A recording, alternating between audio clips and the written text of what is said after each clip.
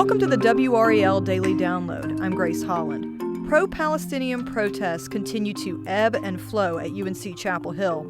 In the last week, there have been rallies, tent encampments, counter-protests, viral moments, and clashes with police that have ended in arrests. WRAL has had a team of reporters covering this story since the beginning. Later in the podcast, we'll hear from Donovan about the developments we saw on campus Thursday. First, though, Matt Talhelm is joining us. He covered those protests earlier in the week. Matt, thanks for being here. Glad to be here. For people who maybe came into this a little bit late, how did these protests start at UNC, and who has been organizing these demonstrations? Yeah, so this all started Friday night when a group of these students decided to set up an encampment right on Polk Place Quad, right in the center of it around the flagpole there, the American flagpole that's been up there from the start. And they decided that they were going to set up this encampment Friday night. As a community, constructed this encampment as an autonomous, democratic rejection of the genocidal status quo. At first, there was some back and forth about whether the university was going to allow that or not, and whether the university would come in and clear them out that night. Nothing happened. They've stayed up through the weekend and then through Tuesday. This is all organized by a group called Students for Justice in Palestine. That is the biggest organizing group of the encampment. But they're also getting support from a faculty group. There's a Faculty for Justice in Palestine group, and they've all been at all the rallies and all of the events here. When there was the encampment set up, it really was like a little village. They had food for the people that were there. There were supplies for them.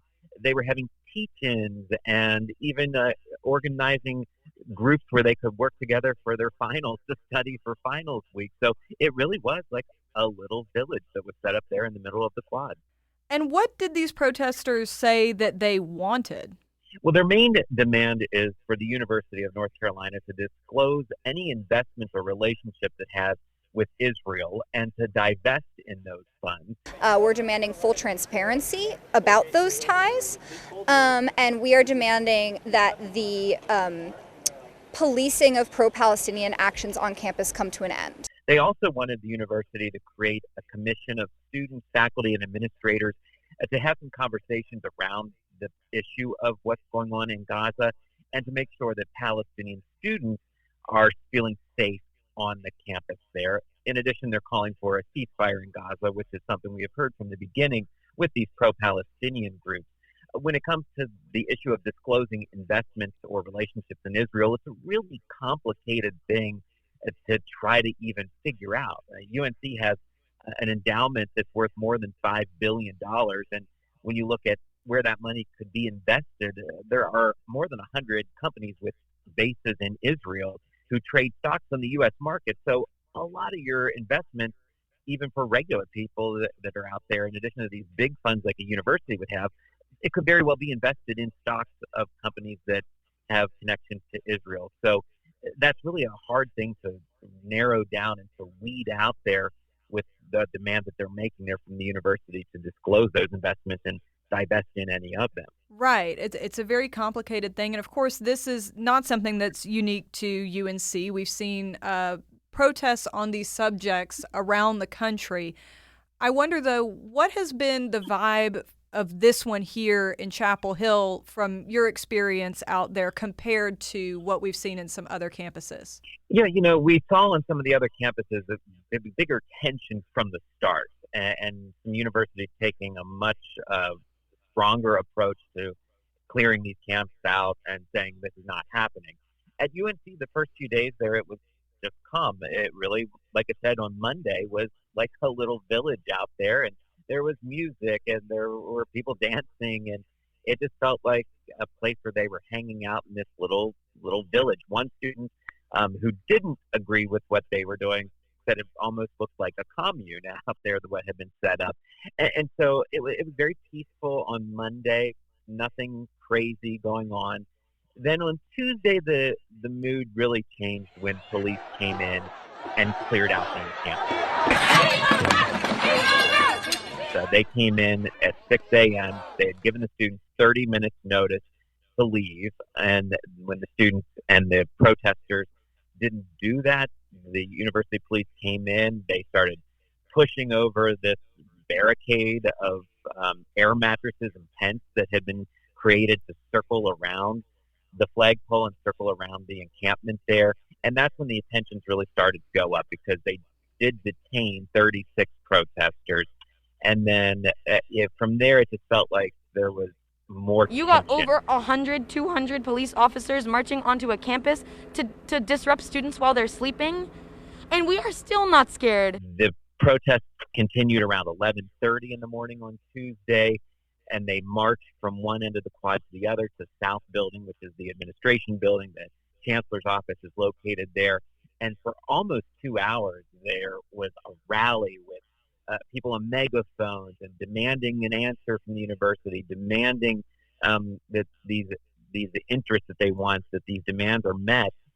And you could just sort of feel the tensions rise there. And then when the protesters decided to go and replace the American flag at the center of the quad there with a Palestinian flag, you could really feel the emotions that changed there, because there were other students who didn't agree with that. No matter side of the issue in Gaza, they really didn't feel like the American flag coming down was the right thing to do. And so that's when you could really feel that this was getting out of control.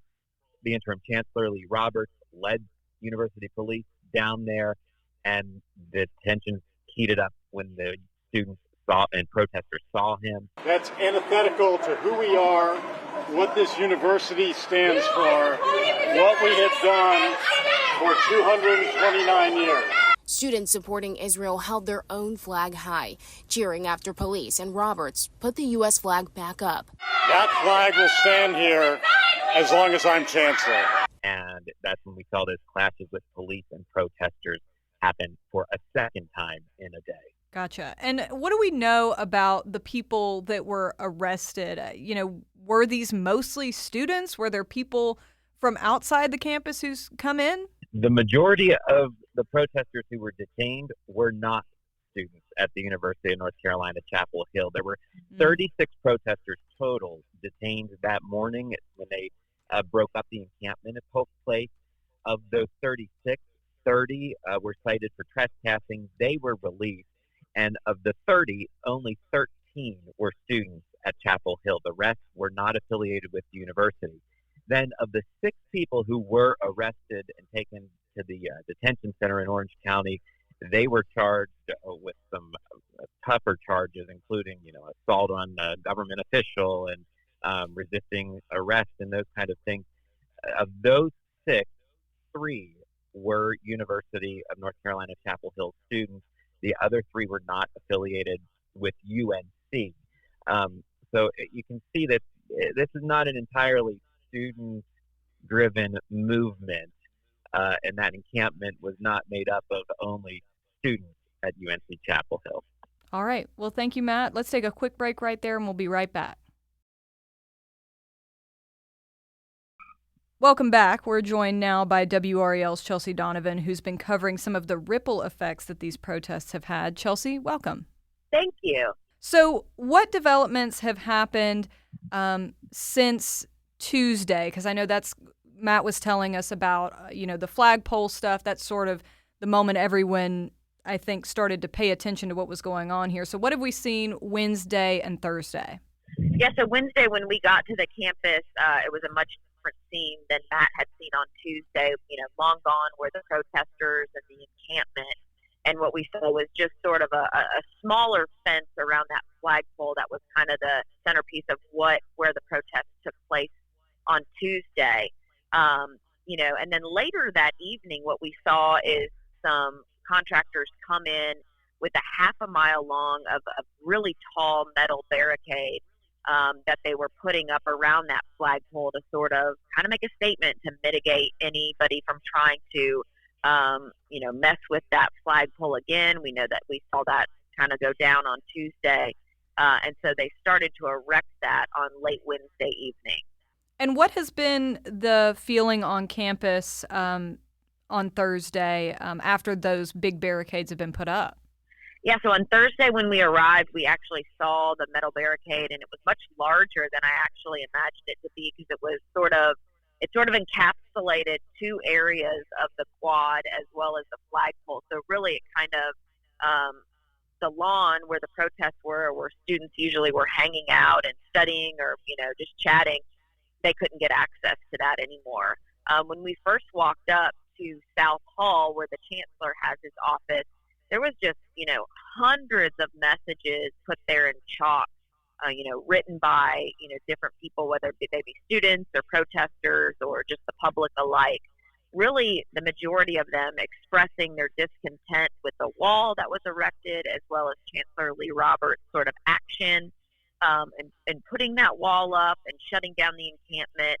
And then we really just got to talk to a lot of students and grad students and just folks that were walking around, professors also really sort of seemed to be kind of shocked at what they saw. The landscape really changed in the middle of the lawn there. The message is, freedom of speech here is policed.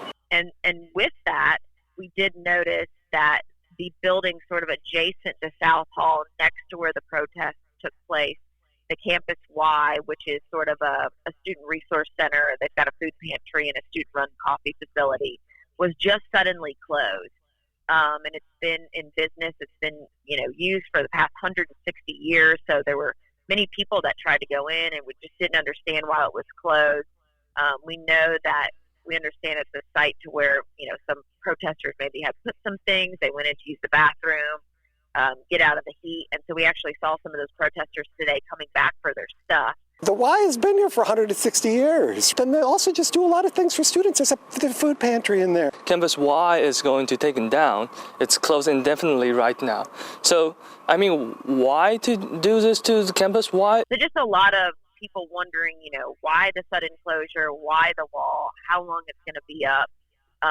And just sort of asking a lot of questions as we were to the university. UNC tells us it was for safety reasons. The doors were often left propped open, and that posed a safety risk, they say. In part, the statement reads, "We recognize that the closure impacts students, employees, and university events, and we are working directly with the affected individuals and groups. There's no timetable to reopen the building." What do we think is going to happen from here? What about some of the students involved in these protests? Are there any plans for them to continue? There has been some chatter about them doing another protest early on Friday morning. I think that the barricade wall, could be there with the university knowing that might occur. There was 36 arrests that happened on Tuesday. Not all students or protesters, just a variety of people that were charged with everything from assault on a government official to trespassing. So this is the last week of school for UNC, so we're not sure how long these closures are going to be with the building or the wall. We know that, graduation is next weekend. Just a lot of unanswered questions by the administration at this point. All right. Well, thank you so much, Chelsea, and thank you for listening to the WRAL Daily Download. Another great way to get WRAL news is the Morning Briefing newsletter. It's a daily email that's waiting in your inbox every morning with local news, events, and headlines to get you ready for the day. Sign up at WRAL.com/newsletter.